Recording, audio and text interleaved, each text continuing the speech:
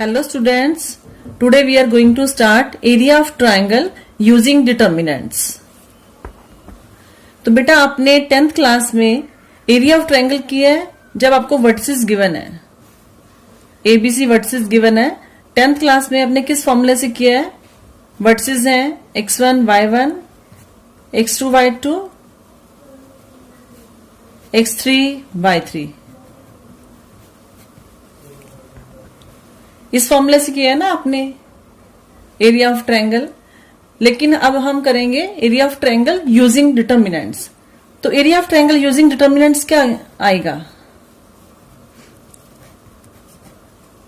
It is half into determinant. पहले आप तीनों के तीनों वर्टिसेस लिख लीजिए, x1 y1, x2 y2, x3 y3।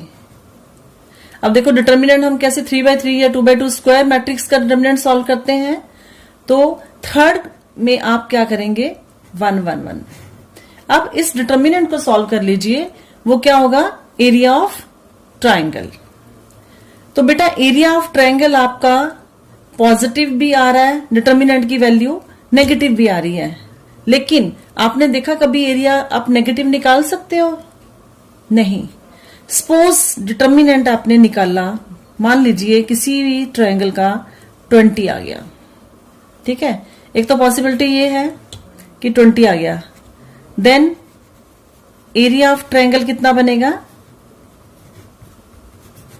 20 square units.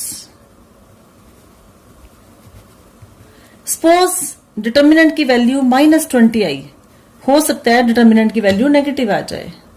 उस केस में एरिया क्या आएगा? एरिया तब भी पॉजिटिव आएगा, that will also 20 square units. तो इससे क्या हुआ कि हम एरिया हमेशा एब्सोल्यूट वैल्यू लेते हैं, एरिया नेगेटिव नहीं हो सकता। Area is always taken as absolute value. तो आपका फर्स्ट पॉइंट क्या हो गया? एरिया हमेशा हम एब्सोल्यूट वैल्यू में काउंट करते हैं, that will be the first point. Second point देखिए बेटा, अगर आपको सपोज ट्रायंगल की वर्टिसेस गिवन है, कोई एक पॉइंट अननोन है, जैसे x1 y1, x2 y2, x3 y3, 3 coordinates की 6 एंट्रीज, इनमें से कोई एक अननोन है जिसकी हमें वैल्यू निकालनी है, लेकिन आपको एरिया ऑफ ट्रायंगल गिवन है। एरिया ऑफ ट्रायंगल गिवन है का मतलब क्या हुआ? आपको डिटर्मिनेंट की वैल्यू गिवन है। देखिए अब हमने एरिया पॉजिटिव लिया है, चाहे वो डिटर्मिनेंट की वैल्यू पॉजिटिव आई है चाहे वो नेगेटिव आई है। जब हमें एरिया गिवन होगा, इट मींस डिटर्मिनेंट की वैल्यू हमें दी हुई है, तो हमें नहीं पता ये पॉजिटिव से बना है या नेगेटिव से बना है। उस केस में आप दोनों वैल्यूज लेंगे। ओके, अब क्लियर हो गया बेटा? Next third point,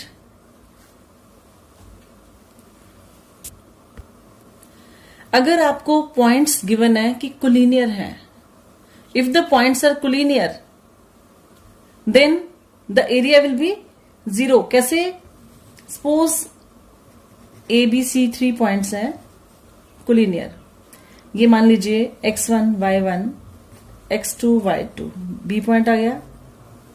third point यहां पर ऐसे ही, ये तीनों पॉइंट्स कोलिनियर है, तो तीनों पॉइंट्स को मिलाने वाली वो ट्रायंगल कौन सी होगी?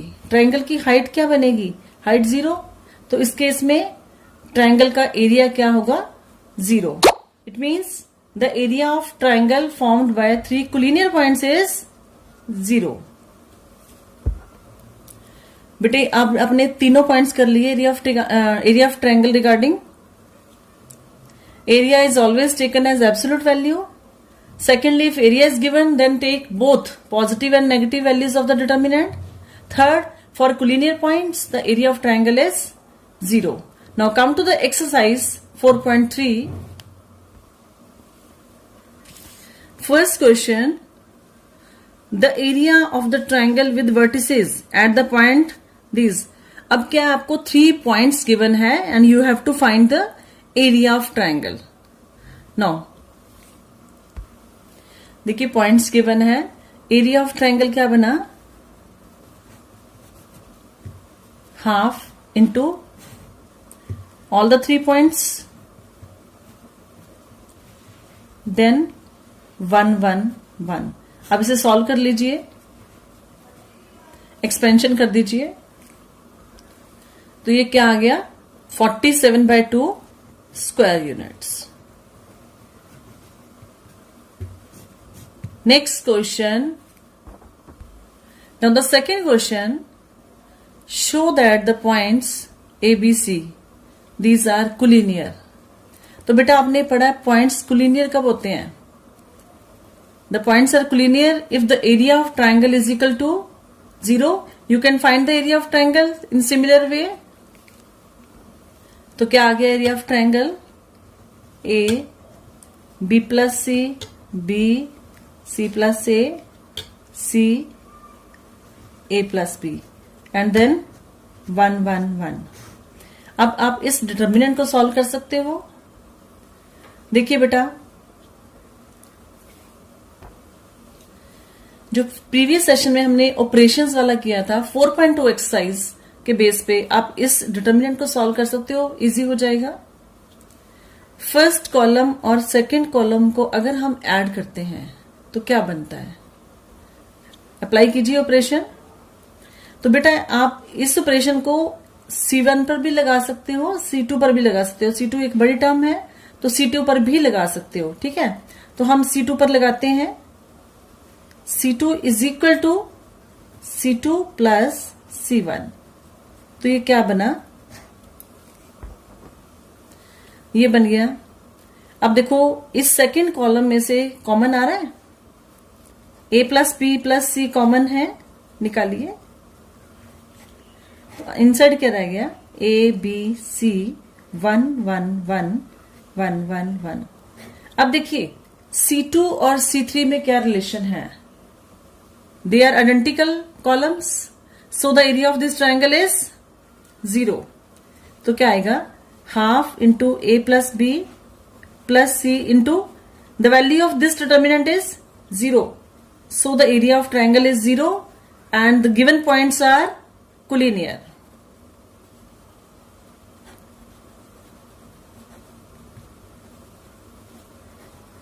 ये क्लियर हो गया बेटा? अब नेक्स्ट थर्ड क्वेश्चन देखो, find K if each area of triangle is 4 square units and vertices are given. These are the vertices, K unknown है और एरिया ऑफ ट्राइंगल गिवन है। तो कैसे अप्लाई करोगे? Same area of triangle formula determinants वाला, is equal to 4 units कर दीजिए। आइए करिए। अब देखो area of triangle is 4 square units, तो क्या आएगा? के 0 4 0 0 2 and the last column is 1 1 1। ये आपको 4 के इक्वल गिवन है। तो बेटा वही कंसेप्ट की हमें ये नहीं पता डिटर्मिनेंट पॉजिटिव आया था या negative, but area is positive. Area तो पॉजिटिव ही रहेगा वो, लेकिन हम दोनों वैल्यूज लेंगे। हमें नहीं पता ये पॉजिटिव से आया था या नेगेटिव से आया था। तो ये डिटर्मिनेंट किसके इक्वल आएगा? Plus minus 4। आपने दोनों वैल्यूज लेनी है और के जब सॉल्व करना है तो 2 वैल्यूज ही आएंगी। ओके, अब देखो बेटा ये आ गया। अब इसे सॉल्व करेंगे। -2k plus 8 is equal to, ये 2 चला गया इधर, प्लस -8। नाउ -2k प्लस 8, एक साइड आपने 8 लेना है और दूसरी साइड -8, क्योंकि हमें दोनों वैल्यूज लेनी है। अब दोनों से सॉल्व कर लेंगे, k की वैल्यू आ जाएगी। देखिए आपकी दोनों वैल्यूज आ गई, so the answer is k is equal to 0 and 8, these two values. Okay. Next देखो बेटा question number 4, find equation of line joining 1 2 and 3 6 using determinants. अब देखिए आपको इक्वेशन ऑफ लाइन बनानी है। Equation of line joining these 2 point, इसका meaning क्या हुआ? आपने 11th क्लास में पढ़ा है, 2 पॉइंट फॉर्म पढ़ी है ना आपने, लेकिन उसे नहीं करना, हमने यूजिंग डिटर्मिनेंट्स करना है। तो यूजिंग डिटर्मिनेंट्स आपको फॉर्मूला नहीं किया कोई भी इक्वेशन का, तो कैसे करोगे? अब देखिए 2 पॉइंट्स गिवन है, तीसरा इसके ऊपर लाई कर रहा है। जो इक्वेशन है इट मीन्स एक अननोन पेयर होगा इक्वेशन का, तो तीनों पॉइंट्स एक ही लाइन पे लाई करिए तभी उस लाइन की इक्वेशन आएगी। तीनों एक ही लाइन पे लाई करने का मीनिंग क्या हो गया? The points are collinear. अब आपके गिवन 2 पॉइंट्स हैं और थर्ड पॉइंट जो हमारा वेरिएबल पॉइंट है वो तीनों कोलिनियर हैं। क्लियर? तो एरिया ऑफ ट्रायंगल क्या आ जाएगा? 0।